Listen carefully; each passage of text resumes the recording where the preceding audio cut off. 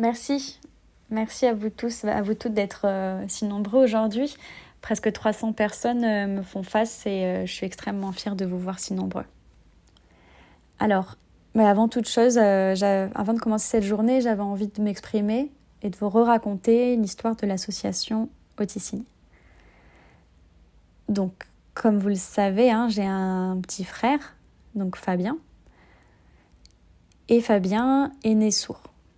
Alors, initialement, il a été scolarisé dans une école pour enfants sourds. Puis, en grandissant, il a été diagnostiqué autiste. Donc, c'était plus possible pour l'école pour enfants sourds d'accueillir Fabien. Il n'avait plus les compétences. Donc, Fabien a été scolarisé dans un institut médico-éducatif, un IME. Alors, dans cet institut, c'était très bien, c'était très adapté à Fabien, au fait qu'il soit autiste aussi, mais il n'y avait pas du tout de langue des signes. En plus de ça, nous sommes une famille d'entendants, nous ne connaissions pas non plus la langue des signes française, et sans m'épancher sur l'histoire de France et de la langue des signes en France, personne ne nous l'avait conseillé non plus. Enfin bref. Donc, j'ai grandi sans langue des signes. Fabien a également grandi sans langue des signes. Puis, vers l'âge de mes 18 ans, je suis arrivée à l'université. Et alors là, vraiment, vraiment par hasard, en fait, ce qu'il s'est passé, c'est que j'ai l'une de mes meilleures amies, nous étions toutes les deux en licence, et elle m'a proposé de choisir comme troisième langue la langue des signes française, la LSF.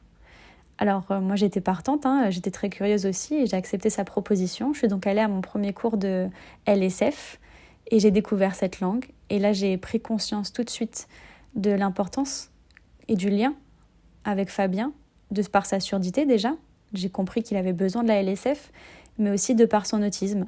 En fait, Fabien avait vraiment grandi sans communication, rien. Alors, Fabien avait grandi aussi, il n'était plus en IME, il est allé dans un foyer pour adultes handicapés. J'ai rencontré les responsables de ce foyer et je leur ai parlé de mon projet de création, de mise en place d'un atelier de LSF. Ils ont accepté le projet, mais bien sûr, il fallait trouver un formateur ou une formatrice sourde et il fallait pouvoir payer cette formatrice ou ce formateur. Alors, pour le payer, j'ai créé, vous savez, ce qui s'appelle une cagnotte participative en ligne sur Internet. J'ai obtenu de nombreux dons et en plus de ces dons, j'ai reçu énormément de messages également.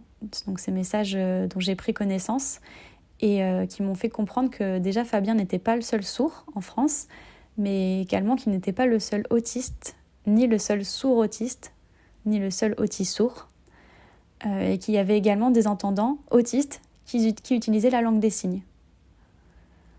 Alors, je me suis dit, d'accord, ok, tout ça est très bien, mais il faut créer quelque chose, on a besoin de quelque chose, c'est important. Et puis, en 2020, j'ai décidé de créer l'association Auticini.